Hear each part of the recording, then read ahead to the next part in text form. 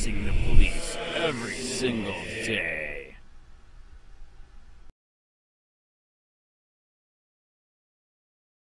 Multiple studies show nearly half of all police families experience domestic violence.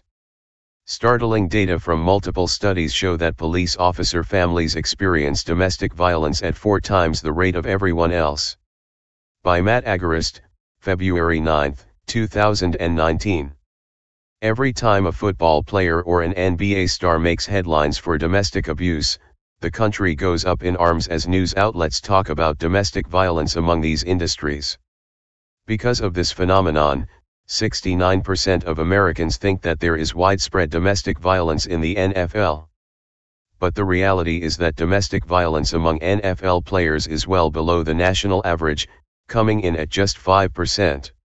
On the contrary, however, every time a police officer, someone who has sworn an oath to uphold the Constitution and the law, beats their significant other, it barely registers as a blip in the media. This is in spite of some incredibly disturbing numbers when it comes to domestic violence among police. The average rate of families who experience domestic violence in the country is around 10%. When we look at police officers' families, however, that number quadruples. As the National Center for Women and Policing points out, 2 studies have found that at least 40% of police officer families experience domestic violence. The most recent data on the matter shows that officer-involved domestic violence, or OIDV, is a major problem. Individuals who are the victims of domestic violence at the hands of police officer batterers are often in a unique and particularly vulnerable situation. Unlike most victims of domestic violence, where the success of protective efforts depends on the cooperation of law enforcement, those subject to officer-involved domestic violence, OIDV, may, for a variety of reasons, be unable to secure the assistance they seek. This is particularly troublesome in light of increased rates of domestic violence in police officer families.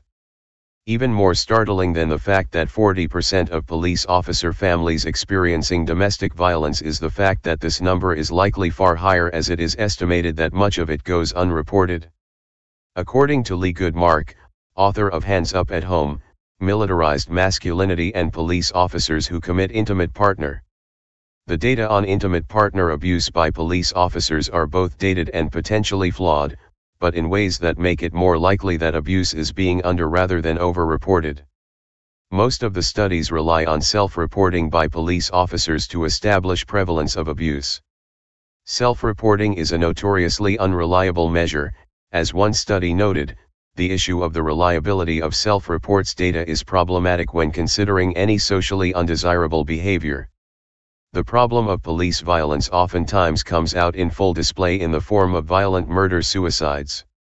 In December, the nation was shocked to hear about the tragedy that unfolded in Plant City, Florida, in which a Hillsborough County Sheriff's deputy killed his wife, daughter, and granddaughter, then confessed to their murders over his agency radio before killing himself. Terry L. Strawn, 58, a sheriff's office veteran who was once named Officer of the Year, was the perpetrator. It is unclear how much abuse his family suffered before he made the ultimate decision to murder them. In less serious cases, police have been seen beating their wives or girlfriends in public, while in uniform. As TFTP reported last year, Officer Ian Ray and his girlfriend attended McGavock Elementary School for a child's graduation when the two got into a verbal argument during the ceremony. Ray was in uniform at the time, and multiple witnesses reported seeing a police officer grab his girlfriend around the neck or hair and brutalize her. During the altercation, witnesses called police, who showed up and then arrested the officer. In that case, the officer was arrested. Sadly, however, many of these abusive cops are protected by their own departments, and when an abused spouse or girlfriend attempts to get help, they are ignored and the abuser protected. As TFTP has previously noted, a report by a government-appointed watchdog group shows that most of the time, the abusive officers commit these crimes with seeming impunity. A study conducted by the Domestic Violence Task Force called Domestic Violence in the Los Angeles Police Department, How Well Does the Los Angeles Police Department Police Its Own revealed that performance evaluations of cops with a history of domestic violence are largely unaffected. The study of the LAPD examined 91 cases in which an allegation of domestic violence was sustained against an officer. Over 3/4 of the time, this sustained allegation was not mentioned in the officer's performance evaluation. 26 of these officers, 29%, were promoted, including 6 who were promoted within 2 years of the incident. The report concluded that employees with sustained allegations were neither barred from moving to desired positions nor transferred out of assignments that were inconsistent with the sustained allegation. Sadly, it is estimated that many of the abused women never come forward as they know the likely result, which is getting shamed by the department for reporting it and potentially more abuse. Diane Wettendorf, a specialist on police abuse, points out the most common fears when reporting police domestic abuse in her handbook.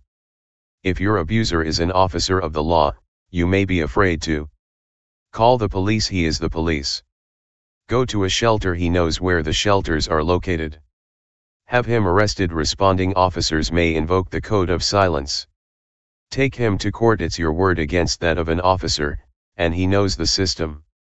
Drop the charges. You could lose any future credibility and protection. Seek a conviction. He will probably lose his job and retaliate against you. These fears can make someone feel incredibly trapped and feel like there is no way out. If you or someone you know is a victim of this type of abuse, we encourage you to no longer remain silent. As long as people go unpunished for their abuse, they will continue to dole it out. Spread the love. Hey Charlotte County, this is Charlotte County COPWATCH. I am using any video here with under fair use. If you have criticism, reporting, teaching, etc. And please donate. I do not make money from YouTube, and there are different ways to donate in the video links. Thanks.